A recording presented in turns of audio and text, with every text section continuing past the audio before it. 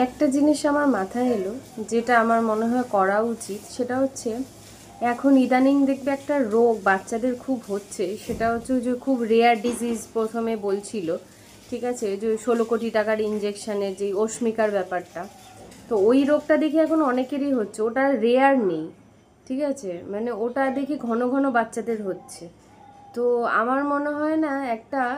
মানে যেরকম ডক্টরদের একটা মেডিকেল বোর্ড মিটিং হয়, ওরকম এই যে যেই সব বাচ্চাদের হয়েছে তাদের মায়েদের নিয়ে একটা কাউন্সিলিং বলো বা একটা সেশন করা দরকার, যে তাদের ধরো প্রেগনেন্সির টাইমে কোনো অসুবিধা হয়েছিল কি না, বা কি কি সিমটমস ছিল,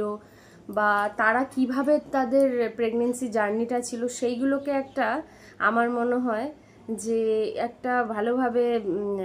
দেখে পরীক্ষা নিরীক্ষা করে, মানে সাবধানতা, সবাইকে প্রেগনেন্সির টাইমে সাবধানতার একটা বার্তা দেওয়া উচিত, যাতে এরকম প্রবলেমটা কেন হচ্ছে, মানে আগের থেকে এরকম এইটা নিয়ে কোনো একটা, আমার মনে হয় এত কিছু খবরে দেখায়, এইগুলো নিয়ে ডক্টরদের একটা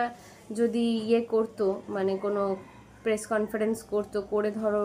কত মায়েরা আছে যারা ধরো এখন নতুন প্রেগনেন্ট, সবাই যাতে অ্যালার্ট থাকতে পারে যে এই জিনিসটার জন্য এই জিনিসটা হতে পারে। কারণ এই ছোট্ট বাচ্চা, হ্যাঁ, একটা বাচ্চা কত কষ্ট বলো তো। যে মানে এবার 16 কোটি টাকা তো সবার পক্ষে সম্ভব না। আজকে অস্মিকার ভাগ্য ভালো, হ্যাঁ, কপালটা ভালো ছিল বলে সবাই একসাথে মিলে করেছে, কিন্তু এবার এইটা যদি এখন কন্টিনিউ হয়ে যায়, তখন দেখবে কি বলো তো, হয়তো এটা প্রথম বলে, কে প্রথম আমাদের নজরে পড়েছে বলে সব লোক এগিয়ে এসছে, কিন্তু এইটা যদি ঘন ঘন চলতে থাকে সবার, তখন দেখবে ধীরে ধীরে ঠিক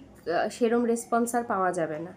তো ওই বিপদটা যেন না আসে, তার আগে আমার মনে হয় না এরকম কিছু একটা করা দরকার, যে কি এমন সমস্যা হলে যে এই জিনিস